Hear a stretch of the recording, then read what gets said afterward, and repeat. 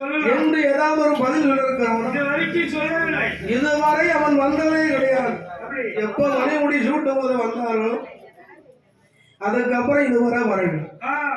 அப்போதுதான் சொல்லுகிறான் பத்மாசுரனாகிய வல்லவனாகிய வல்லரக்கு சிந்தரான் இடத்திலே கப்பத்தை கேளுங்கள். தர மறுத்தால் கால் வழங்கு கை வழங்கு மார்பழங்கு போட்டு பாதாள சிறையை அடைப்பேன் என்று சொல்ல என்று சொல்ல அந்த வார்த்தையை காதிலே கேட்டு பாதாள உலகத்தை விட்டு குண்டு குமடு கொடிய மரங்களை கிடந்து சிந்தராட்டுக்கு வருகிறான். சிந்தராஜன் மந்திரியை கண்டு வாருங்கள் என்று வரவேற்றான். வாருங்கள் என்று வரவேற்று மந்திரியாரே பாதாள உலகத்தில் மன்னனாகிய பத்மாசுரன் நலம், நாட்டிலே வாழக்கூடிய மக்கள் நலமா என்று நலங்களை விசாரித்தார். நலங்களை விசாரித்து தாங்கள் வந்ததற்கு காரணம் என்ன விவரமானதை சொல்ல வேண்டும். அப்போது சொல்லுகிறார் மந்திரி சுந்தராஜரே, எங்களுடைய மன்னர் ஆட்சிப்பட தினவந்த வருஷம் 12 இந்த 12 வருடம் தாங்கள் பகுதி வரம் கொடுக்கவில்லை. தகுந்த பதில் இதுவரை சொல்லவில்லை.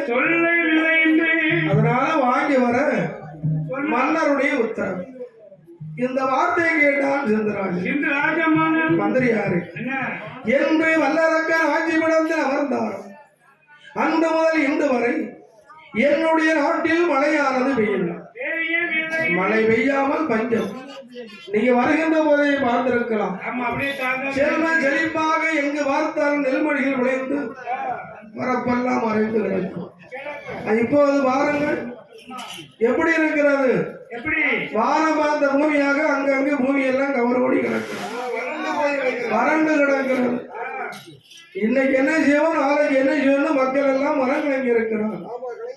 நல்ல மழை பெய்து நாடு செழித்துதானான் 12 வருடம் வரக்கூடிய பகுதி பலத்தை ஒரு வருஷத்தில் தந்தது.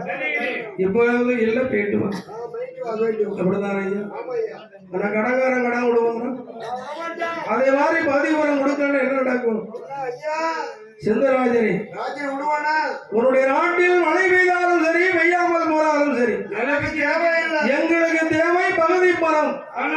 தரமரத்தான் கால் வழங்கு கை வழங்கு மாறு வழங்கு போட்டு பாதாள சிறையை அடைப்போம். நான் சொல்லுங்க ஐயா, மன்னருடைய உத்தரவு என்று சொன்னான். அந்த வார்த்தையை காதில் கேட்டு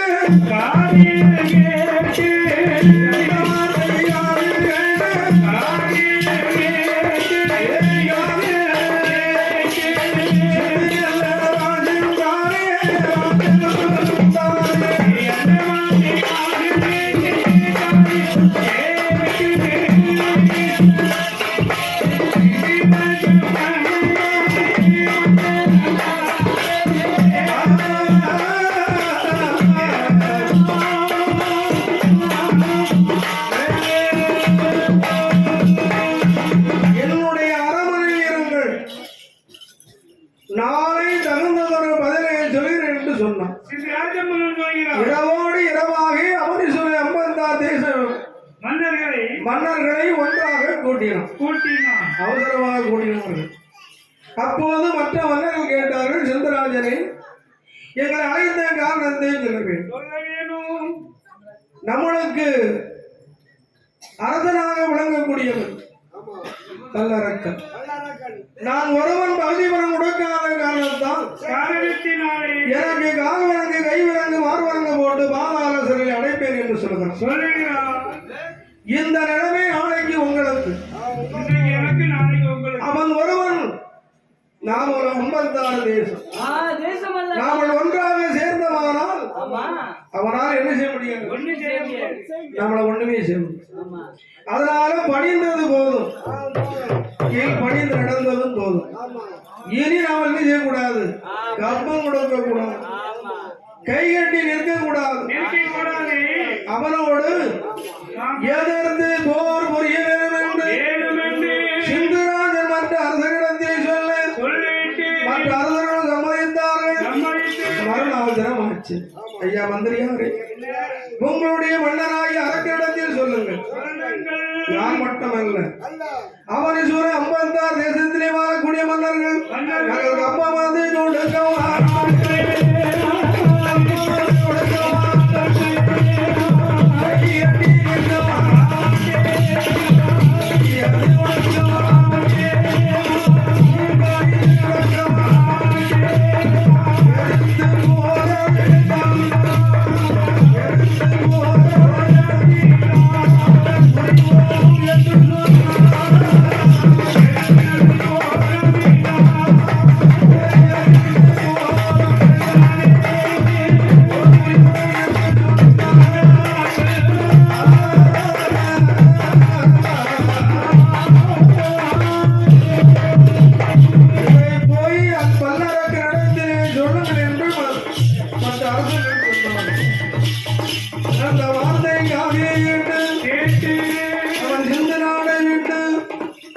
வாய்மீகம் மறைமீகமாக பாதாளம் வருகிறான்.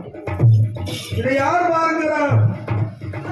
பத்மாசுரனாகி வல்லரக்கன் பார்க்கிறான். ஒரு நாட்டில் இருந்து கப்பம் பகுதி பணம் கொடுத்தானால் அந்த நாட்டிலே உள்ள காவலர்கள் ஒரு 10-15 பேரும் பொக்கிஷமாக சுமந்து கொண்டு வருவார்கள். ஆனால் இந்த மந்திரிக்கு பின்னால் ஒருத்தரையும் காணவில்லை.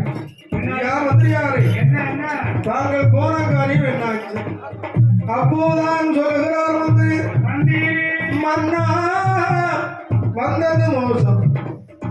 ஒருவன் தான் பகுதி மனம் தராமல் இருந்தான். இப்போது அவனீஸ்வர அம்பந்தார் தேசத்து மன்னர்கள் கப்பம் கொடுக்க மாட்டோம், கையெட்டி நிற்க மாட்டோம், எதிர்த்து போர் புரியும் என்று சொல்லிவிட்டார். தங்களோடு எதிர்த்து போர் புரியும் என்று சொல்லிவிட்டார் என்று சொல்ல அந்த வார்த்தைகளை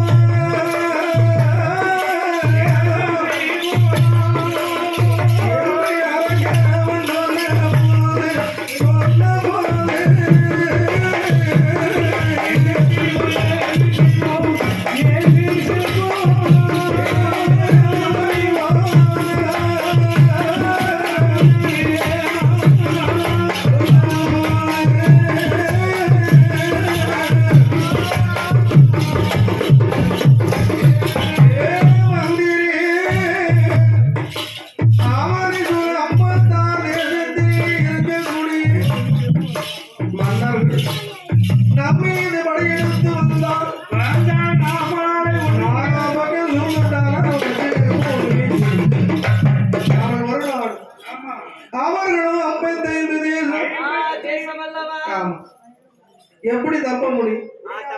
அவர்களோடு எதிர்த்து போர் புரிவதற்கு படைபலம் கிடையாது, இருப்பது கொஞ்சம்.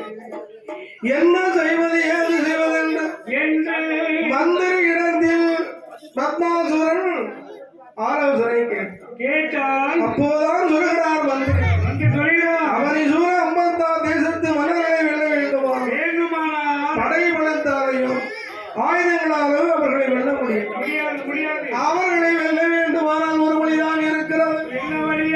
எந்த ஈஸ்வரை இறையவரை பகவானை மறந்திருந்தோம் அவர்களை ஆண்டவனை நோக்கி எல்லாம்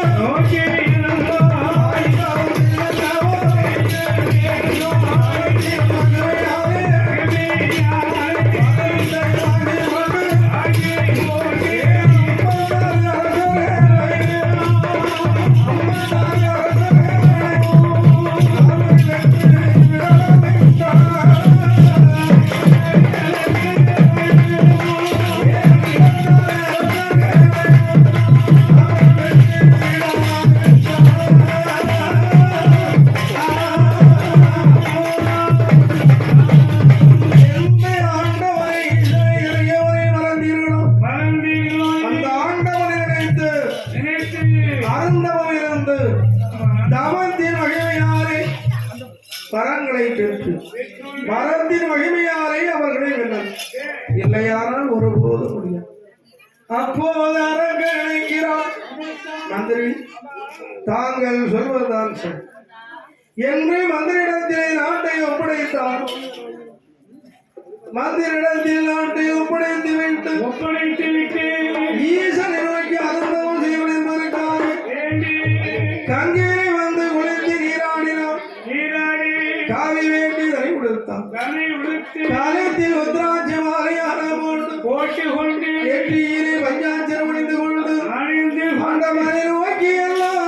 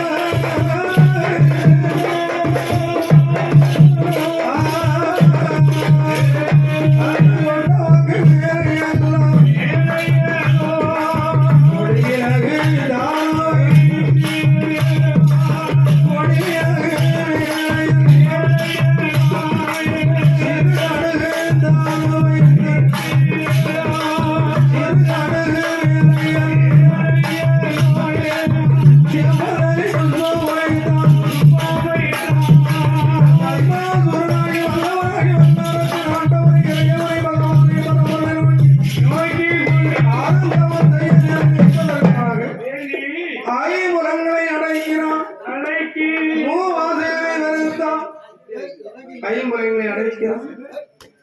ஆசைகளை வளர்த்துக் கொள் ஊசி உதவேலை ஒரு கால் கொஞ்சம் தலகிறான் என்று கொண்டு எப்படி உரைக்கிறான், என்ன விதமாக உரைக்கிறான். ஆண்டவன் தவம் இருக்கிறான். ஒரு வருடம் தவம் இருக்கிறான். உடையவனை காணவில்லை.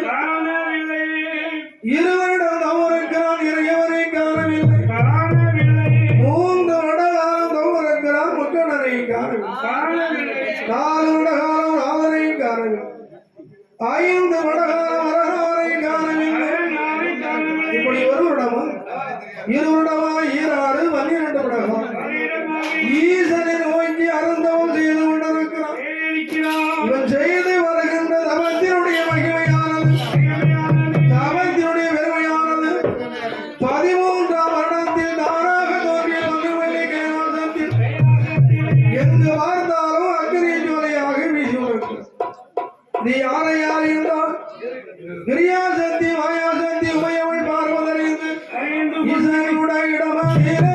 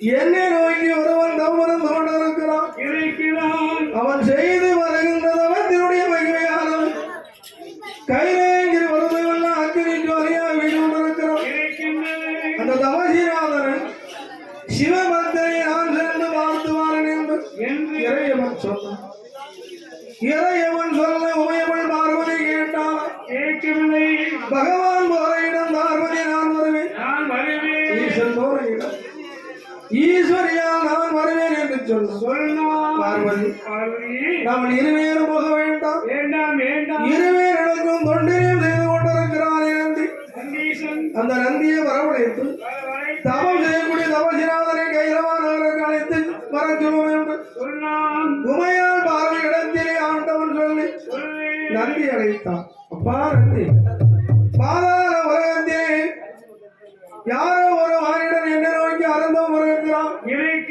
அந்த தவம் செய்யும் தவசிநாதனை கைலவானவருக்கு அழைத்து வா என்று சொல்ல அந்த வார்த்தையை கேட்டு அப்படியே நல்லது என்று ஆதிய நல்ல கையிலே வேண்டு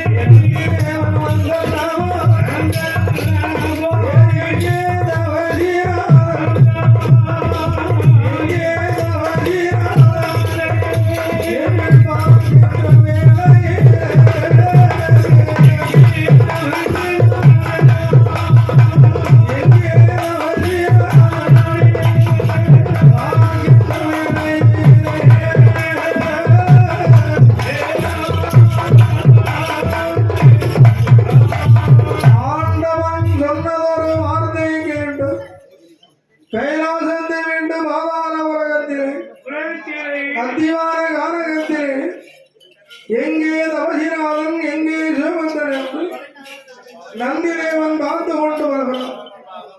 காடாக வனமாக இருக்கிறார். கண்ணு கேட்ட தூரம் ஒருவரை காணவில்லை.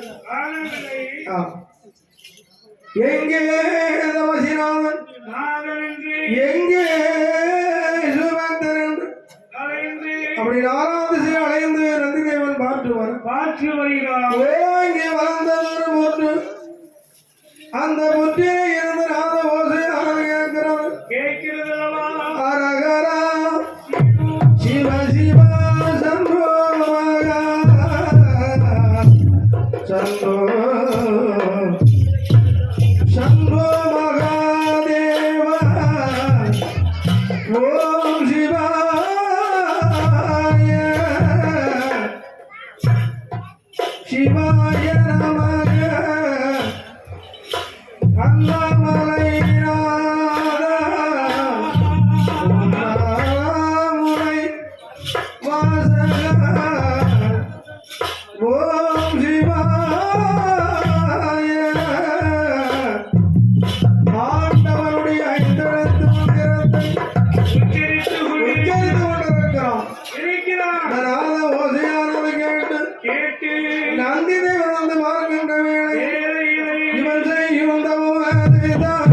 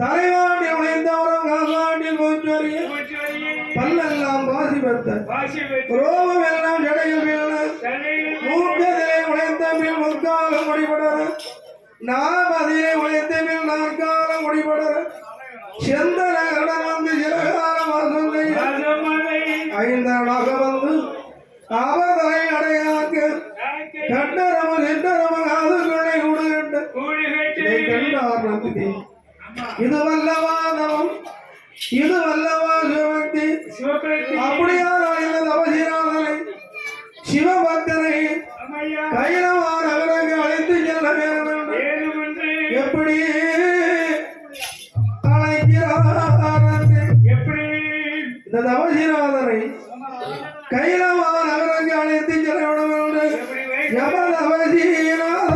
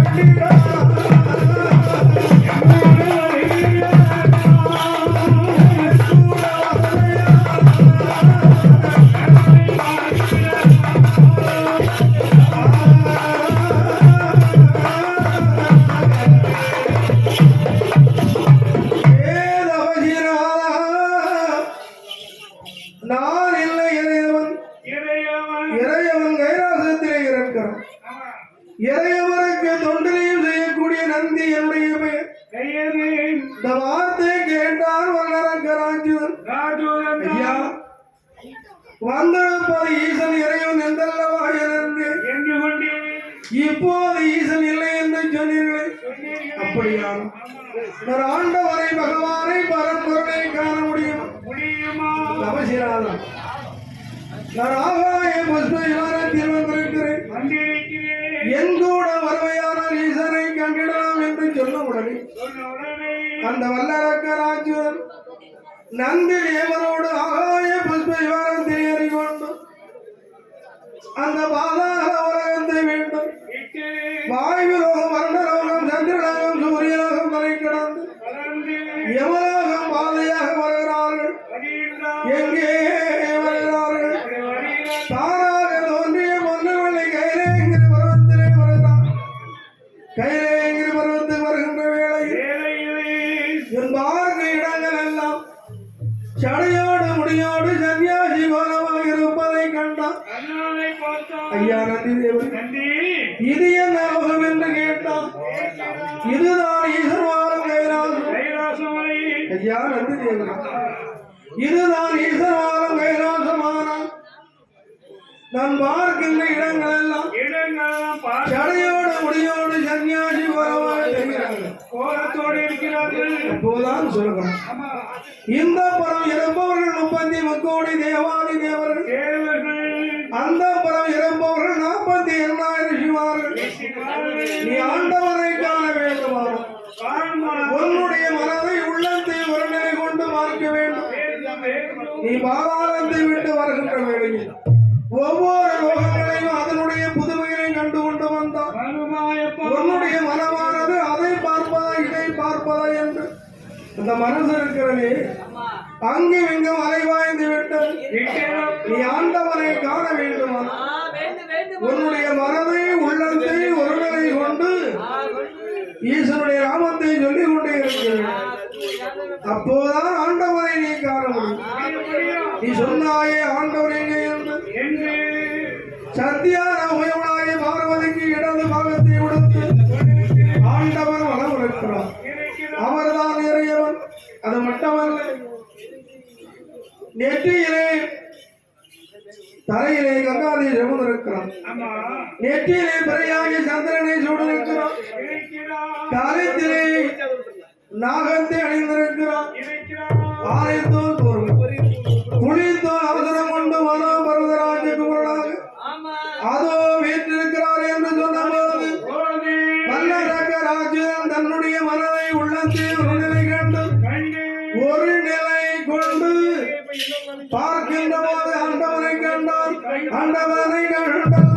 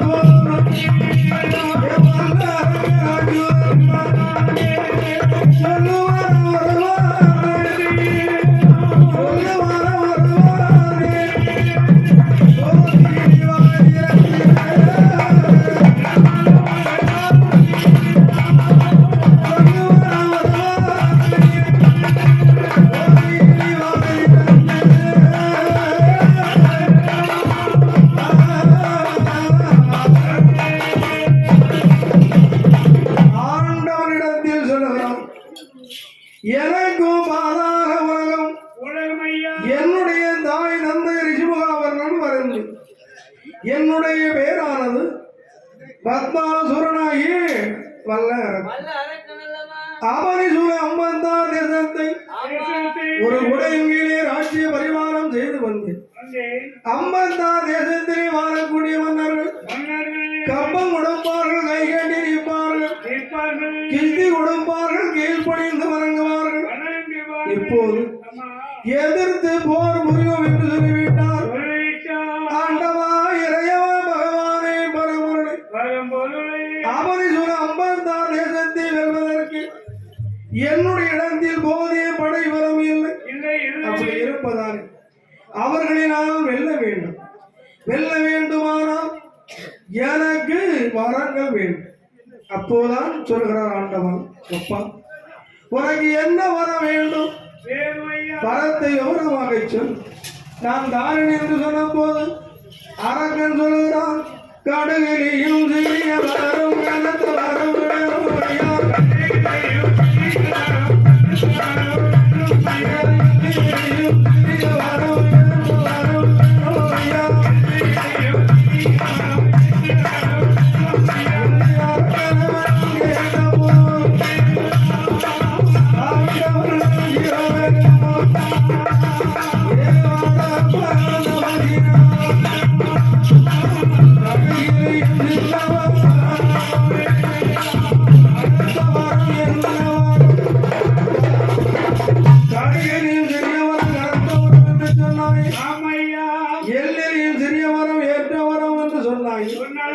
விவரமாக சொன்னால் தான் அப்பா நான் தர முடியும். அப்போதான் சொல்லுகிறான், நான் கேட்கக்கூடிய வரத்தை தாரன் என்று பக்கத்திலே அமர்ந்திருக்கிறானே உலகமாதா பார்வதி மீது சத்தியம் செய்திருந்தால் நான் சொல்கிறேன் சொன்னான். அரக்கா என் மீது உனக்கு நம்பிக்கை இல்லையா? இல்லையா தாரன் என்று சொல்லலாம். ஆனால் நான் கேட்கின்ற போது அந்த வரத்தை பார்த்து இல்லை என்று தாங்கள் சொல்லலாம். அதனால உமையால் மீது சத்தியம் செய்திருந்தால் நான் கேட்கக்கூடிய வரத்தை சொல்கிறேன். அப்போதான் ஆண்டவன் சொல்கிறான், உமையால் மீது சத்தியம் நீ கேட்கக்கூடிய வரத்தை தாரன் என்று சொன்ன போது அப்போது அரக்கன் சொல்கிறான், சுவாமி எனது வலது கையில் 3 விரல் எடுத்து முடிக்க வர வேண்டும். அது எப்படி என்றால் மேற்கு மலையை நோக்கி நீட்டினால் மலையானது சுக்கு சுக்கால் உறங்கி மண்ணோடு மண் கலக்க வேண்டும். கிழக்கு சமுத்திரத்தை நோக்கி நீட்டினால் சமுத்திரமான அக்னி ஜோலையாக குழந்தை விட்டு எறிய வேண்டும். யாருடைய சிரசான நான் தொடுவேனானால் அவருடைய சிரசானது அந்த வந்தா சமுத்திரம் 7 கடலுக்கு அப்பால் போய் விட வேண்டும். இதுதான் நான் கேட்கக்கூடிய காடுகளையும் சிறிய வரம் என்று சொன்னான். அரக்கா இதுதான் நீ கேட்கக்கூடிய வரம். இரண்டாம் அப்பா இந்த வரமானது உன்னையும் என்னை உலகத்தை அழிக்கக்கூடிய வரம். மண் வேண்டுமா, மனை வேண்டுமா, பொன் வேண்டுமா, பொருள் வேண்டுமா, வேற எது வேண்டுமானாலும் இந்த வரம் வேண்டாம் உனக்கு. ஆண்டவனே தாங்கள் என்ன சொன்னீர்கள்? உமையால் மீது சத்தியம் செய்திருக்கிறீர்கள். இல்லையானால் இல்லை என்று சொல்லுங்கள் என்று சொன்ன போது ஆண்டவன் தான் பகவான்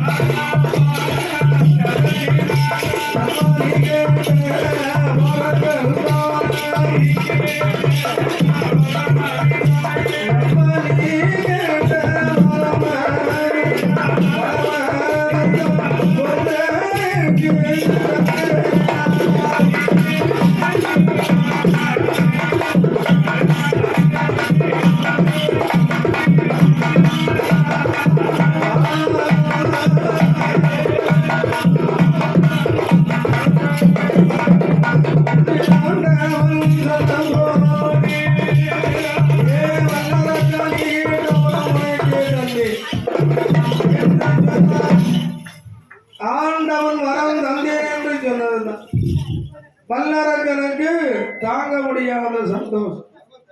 என் வரம் வாங்கிட்டான். வாங்க முன் எப்படி நின்றான்? அஞ்சி கூனி குறுகி ரொம்ப பவியமா நின்றான். ஈசன் வரம் தந்தேன் என்று சொன்னதுதான். ஈசன் பகவானை ஏறிட்டு பார்க்கிறான், ஆண்டவனை பார்க்கிறான். அது மட்டுமல்ல, அது மட்டுமல்ல, 33 கோடி தேவாதி தேவர்களும் 40 என்ன ரிஷிமார்களும் பார்க்கிறார்கள். யாருக்கு என்ன வரத்தை கொடுக்கணும், யாருக்கு கொடுக்க கூடாது என்று ஆண்டவன் தெரியாமல் யார் கேட்டாலும் வரத்தை கொடுத்து கொடுக்கணும். ஆனால் அவன் பார்க்கின்ற பார்வையை சரியில்லை. என்ன செய்ய போகிறான், ஏது செய்ய போகிறானோ என்று சொல்லி 33 கோடி தேவர்கள் 40 ரிஷிமார்கள் பார்த்து கொண்டிருக்க பல்லரங்க ராஜுதன்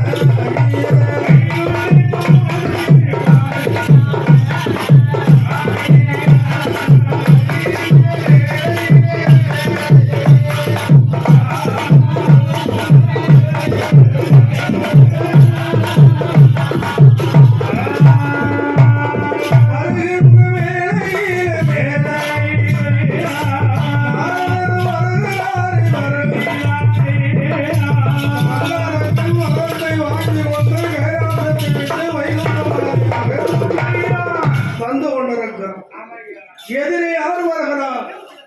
நாரத மாமுனி வருகிறார். இந்த நாரத மாமுனி என்ன நினைக்கிறார்? இந்த யாரிடத்தில் கலகத்தை ஊட்டுவது, யாரிடத்தில் கோல் சொல்வது என்று மனதிலே எண்ணி கொண்டு வருகிறார். எதிரே வருகிறார் வல்லரக்கன். நாரதர் கண்டார். இவன் பாதாளத்தை ஆண்டு வந்த அரக்கன் அல்லவா, இவன் காரணம் இல்லாமல் கைலாசம் வந்து செல்ல மாட்டார்கள். அப்படியானால் இவனிடத்தில் விவரத்தை கேட்க வேண்டும் என்று மனதிலே எண்ணிக்கொண்டு வரால் 2 பேரும் பக்கத்தில் வந்து சந்திச்சாச்சு. ஐயா நாரதரே, வணக்கம் வணக்கம் என்று அரக்கன் வந்தனம் செய்தான். நாரதர் கேட்கிறான், வல்லரக்கா, உனக்கு சேவம் உண்டாக நீ கைலாசம் வந்து எல்லக்கூடிய காரணம் என்ன? சும்மா வரமாட்டி காரணம் எல்லாம் வருவியாப்பா, ஏறி எதற்கு வந்தாய் என்று கேட்டான். வேற ஒன்றும் இல்லை, 3 விரலால் முடிக்கு வரத்தை ஈசனிடத்தில் வாங்கி வருகிறேன். என்னப்பா சொன்ன? 3 விரலால் முடிக்கு வரம், யாரை தொட்டாலும் அந்த தொட்டவர் அணிய வேண்டும். அப்பேற்பட்ட வரத்தை வாங்கி அப்பதான் நாரதர் சொல்ல நினைக்கிறார், இவர் வாங்கி இருக்கக்கூடிய வரமும் பொல்லாத வரம். அப்படியானால் இவன் பூலோகம் பாதாளம் போகாதபடி இவனை நம்ம ஆக்க வேண்டும் என்று மனதில் நினைத்தார். பத்தாஞ்சூரா, ஈசன் தந்த வரம் ஈவரமா பொய்வரமா என்பதை பரிசோதித்து பார்த்தாயா? இறையவன் தந்தேன் என்று சொன்னால் நான் வந்துகிட்டே இருக்கேன். அப்ப நீ பார்க்கல, நீ பூலோகம் போற பழையபடி திரும்பி வர முடியாது என்று சொன்னான். அப்பந்தான் அரக்கன் சொல்கிறான், என்னுடைய முன்னாலே நிற்பது தாங்கள் தான், உங்களை நான் தொடர்ந்தான். என் வாவி நான் ஒன்ன சொன்னா என் மேல கவிக்கலான்னு நினைக்கிறேன். ஒருவேளை ஈசன் தந்தவரம் ஈவரமாக இருக்குமாம், நன்றாக சிந்தித்து பார் என்று அரக்கனுடைய நாரத மாமுனி சொல்ல அந்த வார்த்தை கேட்டான் வல்லரக்கன். என்னையா நினைக்கிறான்? ஈசன் தந்தவரம் ஈவரமாக இருக்குமாம், பாதாளத்திலே சென்று அவனை சூழ 56 தேசத்தை ஆள்வதை விடு இந்த உலகத்துக்கெல்லாம் தலைவராக விளங்கக்கூடியவர் கைலாசத்தில் இருக்கின்ற ஆண்டவன் பகவான் தான். அந்த ஆண்டவனையே கொன்றமானா ஈரையில் 14 உலகத்துக்கு நாமனே அதிபதி. தேவர்கள் மூவர்கள் எல்லோரும் வந்து நம்மளுக்கு தொண்டியம் செய்வார்கள். கேடு மறுமதி அறியாமல் கெடுமதி தோன்றுகிறது. கெடுமதி தோன்று தீட்டிய மரத்தில் கூர்மை பார்ப்பது வளர்த்த கிடா மார்பிலை பாய்வது போல பல்லரங்க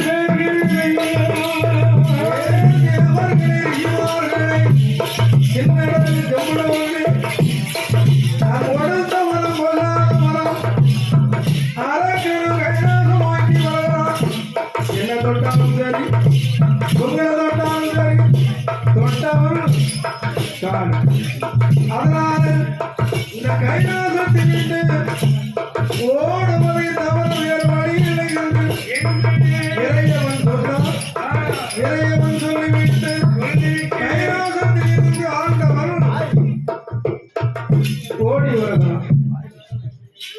அப்படி ஆண்டவன் வருகின்ற போது அரக்கனுக்கு தான் பயந்து பலவரும் ஓடுகிறார், ஓடுகிறார்,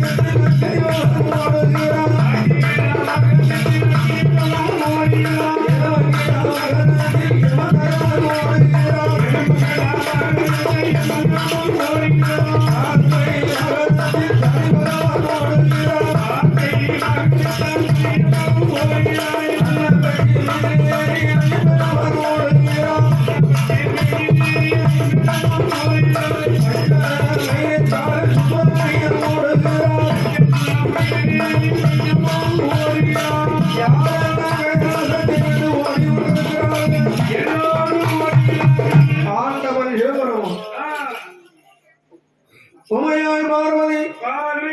அது மட்டுமா 33 கோடி தேவர்களுக்கு தலைவனாக இருக்கக்கூடிய தேவேந்திரன் வெள்ளை ஆணை மீது அவனும் ஓடுகிறான். உயிர்களை வெடிக்கக்கூடிய யமதர்மராஜன் தப்பிச்சா பிழைச்சா போதும் என்று இரவு வாகனத்தில் போகிறான். இந்த உலகத்தை ஆட்டி உடைக்கின்ற சனி ஈஸ்வர பகவான் காக்கை வாகனத்தில் அவரும் போகிறார். இப்படி தேவர்கள் ஓடிக்கொண்டிருக்க இவர்களை பார்த்து மற்ற ரிஷிமார்கள் பார்த்தார்கள். தேவர்கள் இருந்தார்கள். திடீரென்று ஆளுக்கு ஒரு பக்கமாக ஓடிக்கொண்டிருக்கிறார்கள். இது என்ன காரணம், ஏழு காரணம் வந்து ஐயா தேவர்களே திடீரென்று ஆளுக்கு ஒரு பக்கமாக ஓடிக்கொண்டிருக்கிறீர்களே என்ன காரணம், ஏது காரணம் என்று கேட்கின்ற வேளையில் அந்த வல்லரக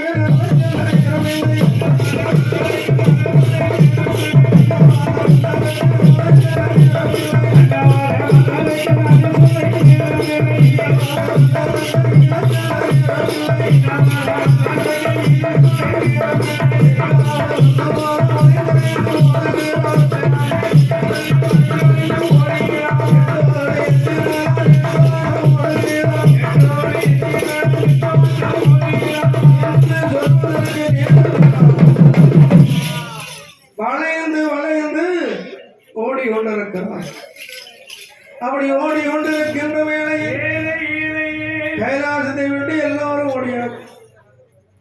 முருகப்பெருமான் பச்சை வேலேறி தபிச்ச பிறஞ்ச போது நான்கு வேதங்களுக்கு தலைவன் படைக்குதலை கொண்ட பிரம்மன் அன்னபிச்சு வேலேறி அவரும் ஓடுகிறார். இப்படி எல்லோரும் ஓடி கொண்டிருக்கிறார். கைலாசத்திலே இருப்பது யார்? விநாயகபெருமான் மட்டும் இருக்கிறார். அவருக்கு வாய்ந்த வாகனம் ரொம்ப பெருசு. மூசிக வாகனம், பெருஞ்சாலி வாகனம். பெருஞ்சாலி ஒண்ணு இருக்கு, மேல வயிறு செட்டி இருக்கு. ஏன்னா உடம்பு கடந்த உடம்பு. ஆமா. அப்போதான் சொல்லுகிறான், மூசிக வாகனமே, கைலாசத்திலே என்னுடைய தாய் தந்தை எல்லாரும் இருப்பது நீரானும் தான். அரங்குறா உடங்க பார்த்து போயிட்டு அவன் நம்மள வச்சு விட மாட்டான். ஆமா, அவசரமா போ சீக்கிரமா போ என்று சொன்னா அவசரமா போனோமான நம்ம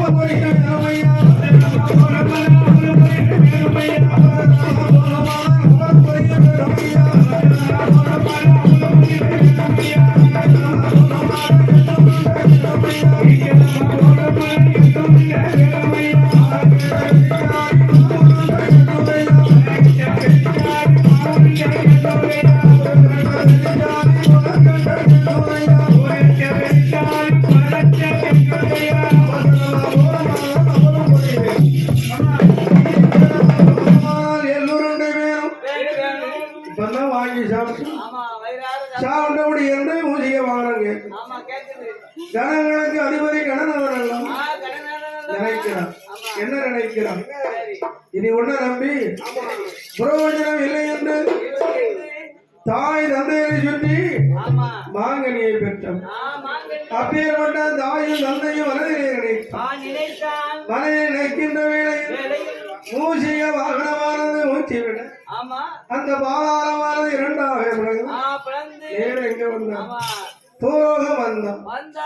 சந்திக்கு சந்தி தாயும் தந்தையும் வேம்பு அரசாக கொண்டு ஆற்றாங்கர குளத்தாங்கர கிளத்தாங்கர அவர் இல்லாத இடமே கிடையாது. அதிகமான நிலைவானால் அது விநாயகப்பெருமான். அந்த விநாயகப்பெருமான் அமர்ந்திருக்கின்ற வேளையில் வல்லரக்கனுடைய குறிக்கோள் என்ன? அவனுக்கு ஒரே சிந்தனை தான், ஈசனை கொல்ல வேண்டும். ஈசனை கொன்றமானால் ஈஸ்வரியால் நமக்கு பகவானை கொன்றமானால் பார்வதி அத்தான் என்று அழைத்திடுவான். ஆசை வந்தம் தந்திடுவான்.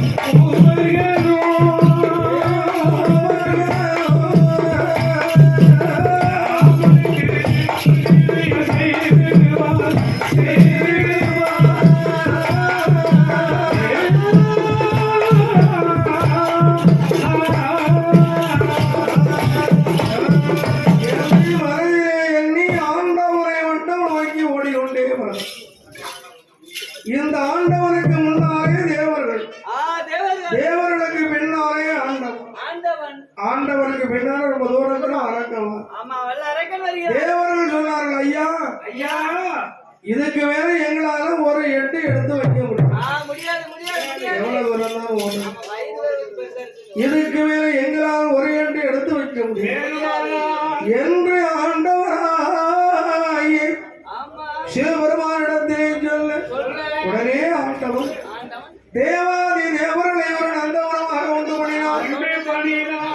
நந்தவனமாக உண்டு பண்ணி அந்த நந்தவனத்திலே செவ்வலை புஷ்பத்தில் இறையவன் சிவலிங்க வடிவம் கொண்டு மறைந்தான். அரக்கன் கொஞ்சம் தூரத்தில் வரும்போது பார்க்கான், பெரிய நந்தவனம் தெரிகிறது. தோட்டம் தோட்டம் பூந்தோட்டம் நந்தவனம் தோட்டத்திலே ஈசன் இறைவன் போவதை கண்டான்.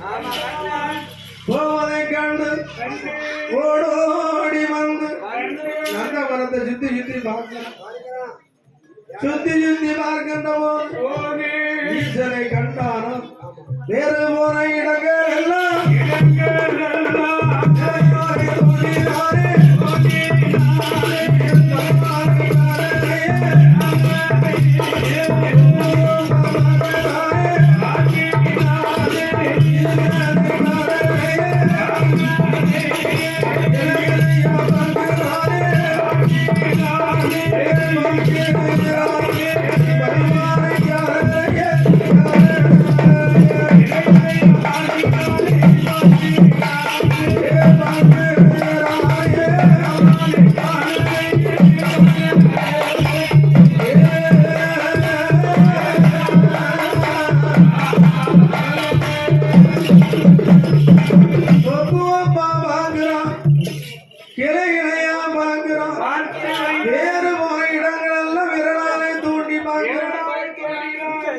ஆண்டவனை காண முடியும். அப்பா ஈசனை காண முடியுமா? முடியாதா? ஆதியும் அந்தமும் இல்லாத அரும்பெரும் ஜோதியாக விளங்கக்கூடிய ஈசனுடைய அடியோ முடியோ பிரம்மாவும் காண முடியவில்லை. என் பெருமானாகிய சிறுவன் நாராயணமூர்த்தியும் காண முடியவில்லை. ஆண்டவனுடைய பாதத்தையோ இல்லை சிரசியும் காண முடியவில்லை. இவன் எப்படி ஆண்டவனை பார்க்க முடியும்? காண முடியாது. எத்தனை வருஷம் இந்த ஆண்டவன் அந்தவனத்தை என்னைக்காண்டு ஒரு நாள் வரணும். அன்னைக்கு ஒரே போட்டது ஆண்டவனை கொல்லாமல் இடந்து விட்டு போகக்கூடாது என்று வல்லரக்கல் இருக்கின்ற வேளையில்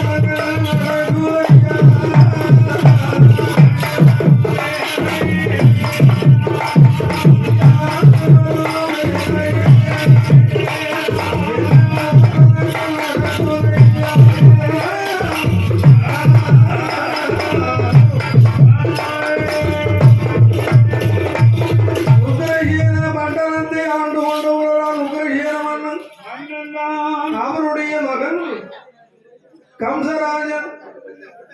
இந்த கம்சராஜன் தந்தைக்கு தெரியாமல் நாட்டிலே இருக்கின்ற மக்களிடத்தில் வரி வட்டி எதற்கெடுத்தார் என்ன கேட்கிறான்? கம்சன் கேட்கிறான், தண்ணிக்கு வார பெண்கள் கைவீசி இடம்பெறாம கால் பணம் கம்சன் அரகீரை வித்தாலும் அரங்காசு கம்சன் கேட்பான். ஆடு வித்தாலும் உண்டு மாடு வித்தாலும் உண்டு. எப்படி எதற்கெடுத்தாலும் கம்சன் கேட்டான். நாட்டிலே வாழக்கூடிய மக்கள் தோற்றினார்கள். உக்கிரசேன மன்னரிடத்தில் சென்றார்கள். மன்னா, நீங்கள் ஆண்டு கொண்டு வருகிறீர்கள். ஆனால் உங்களுடைய மகனாகி கம்சராஜன் அதற்கு நேருக்கு மாறாக நடக்கிறார். எங்களை எல்லாம் அடித்து அந்நிதங்கள் செய்து கொண்டு வருகிறார் என்று சொன்ன உடனே, மகனே, நாட்டு மக்களிடத்தில் அன்பு வாசம் கொண்டு வாழ வேண்டும். யாரை விட்டுப்பட்டு அவரிடத்திலே அடாதொழி பண்ணலாமா? அவரிடத்தில் உள்ள பொண்ணு முறையை அபகரிக்கலாமா? அபகரித்தோட விட்டாரா? அவன் கண்ணுக்கு அழகா தெரிஞ்சா போதும் கண்ணீரை கூட விட்டு வைக்க மாட்டான். அப்போதான் சொல்லுகிறான், நீ செல்கின்ற வழி நல்வழியில் சொன்னான். கேட்டானா? நீ இனி தகப்பனாவே இருக்கக்கூடாது. நீ இருக்க வேண்டிய இடம் எங்க தெரியுமா? சிறைச்சாலை என்று சொல்லி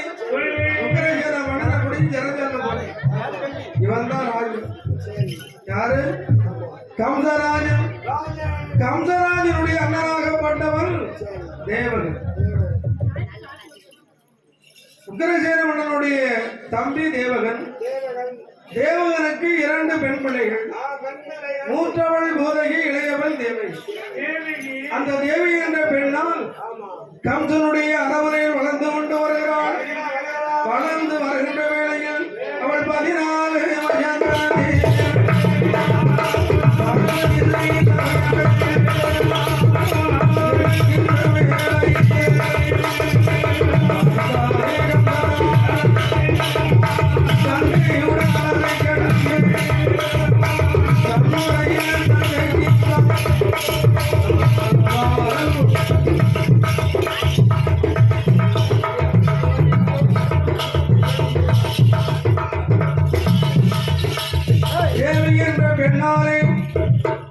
வசுதேவருக்கு வர முடிந்து கொடுத்தான்.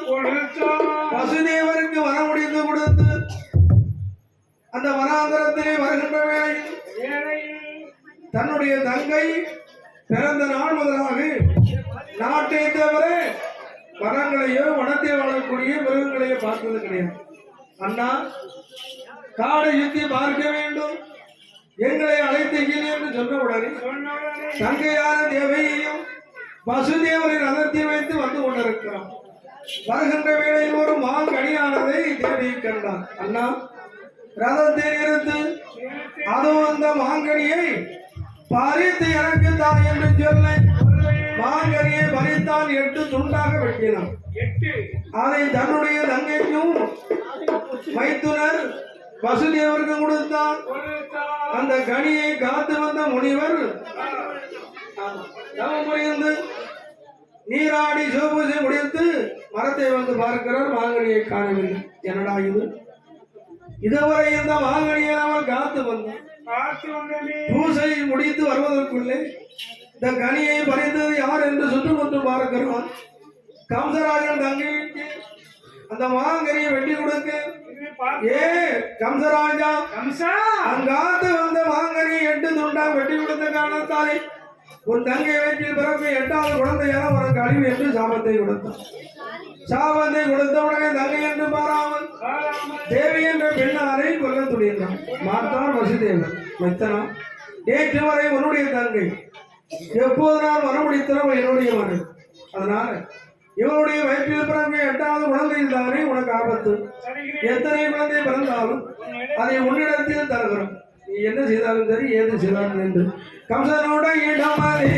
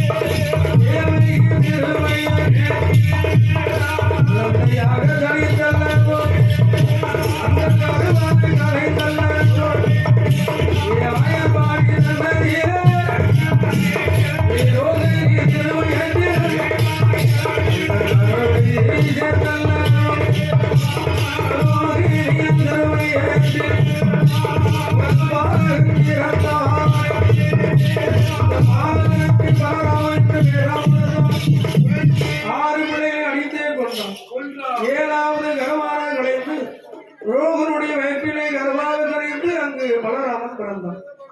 8வது குழந்தை பிறக்கவில்லை.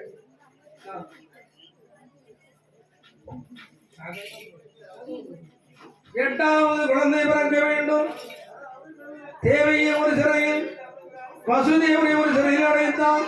அப்படி இருக்கின்ற வேளையில் தேவாலய தேவர்கள் ஈசனுடைய இடத்திலே எம்பெருமான் மாயவரிடத்திலே முறையீடை 8வது குழந்தையாக வசுதேவருக்கும் தேவி என்ற பெண்ணாருக்கும் பிறந்தான். அதே நேரத்தில் ஆயர்வாடி பட்டணத்தில் அம்பலக்குடார் மனைவியான யசோதைக்கு ஒரு பெண் குழந்தை பிறந்தது. பிறந்த குழந்தை ஆனா பெண்ணா என்று தெரியாது. இரவோடு இரவாக இங்கே பிறந்த குழந்தையை அங்கே போட்டுவிட்டு அங்கே பிறந்த குழந்தையானது யமுனை நதி கடந்து தன்னுடைய தலையில் சுமந்து கொண்டு வருகிறார். அதே நேரத்தில் அடமழை பெய்ய யமுனையிலே வெள்ளம் கரை புரண்டு ஓட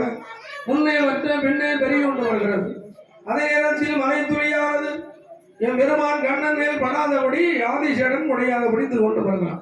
இப்படி வருகின்ற வழியில் பூதகி, சகடாசூரன், ரேணுகாசூரன், கம்சராஜன் இவர்களை வத முறிந்து என் பெருமான் மாயவன் ஆயர்வாடி மண்டலத்தில் இருக்கின்ற வேளையில் தங்கையான பார்வதி, அண்ணா, கோபாலா, அச்சுதா, மாயவா பொல்லாத அரக்கனுக்கு வரத்தை கொடுத்து அந்தான் பகவான் எங்கு போனார் என்ன ஆனால் தெரியவில்லை.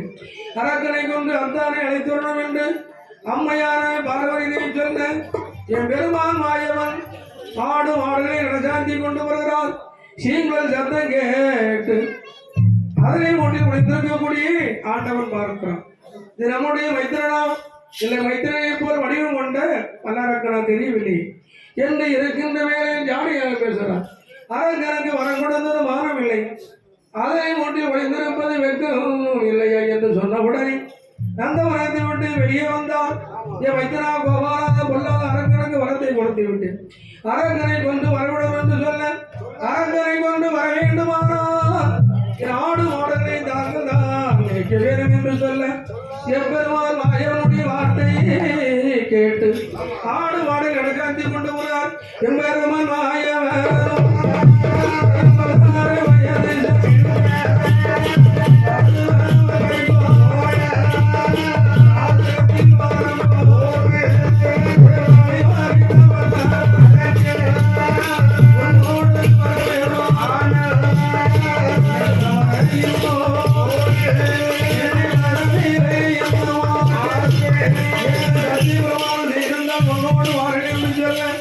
வாங்கிய வரத்தை வரந்தான் என்னென்ற மகத்தான் கங்கையை ஒழியாம் பஞ்சாட்சரத்தான் ஆகாய் பூமி கங்காதி வரையை தவிர இன்னொரு பெண்ணை மனதார நினைக்க மாட்டேன் என்று எச்சியிலே பஞ்சாட்சரம் அணிகின்ற வழியில் அரக்கனை சிறசான அத்துவன் 10 சமுத்திரம் 7 கடல் கப்பால் உள்ள அரக்கனை கொன்று பழையபடி மாயவன் வருகிறான். தான் பகவானை அரக்கனை கொன்றுவிட்டு கைலாசம் பொங்கல் கொண்டதொரு கோலத்தை நாம் பார்க்கணும் என்று சொல்ல பார்வதிக்கு 10 மடங்காக மாயம் வடிவம் கொள்ள ஆண்டவன் சிவபெருமான் அம்மையான பார்வதி என்ற வரதில் எண்ணி கெட்டி அரைக்கின்ற வேலையில் காமவெல்லம் வருகிறது. பூமியில் விட்டவன் பூமாவை பறக்க மாட்டான், ஆகாயத்தில் விட்டவன் ஆகாயமாய் பறக்க மாட்டான் என்று நாதை வெந்தானதை கையிலே ஏந்தினார். நாதை வெந்தான திட்டான் பிரமதேவன் கங்கே நீ வாத